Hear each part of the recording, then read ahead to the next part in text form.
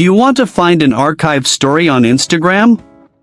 You can see archived stories on Instagram with just a few simple steps. Before we begin, please like this video and subscribe to our channel. I've also included some helpful tools and apps in the description, so be sure to check them out.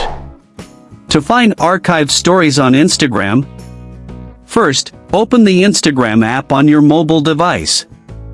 Once you're on Instagram, tap your profile icon at the bottom right of the screen. Now you are on your profile screen. Tap the three horizontal line menu at the top right corner of the screen. A new screen will open with different options. From here, tap Archive. Now you are on the Archive screen. At the top of the screen, you will see Stories Archive selected by default.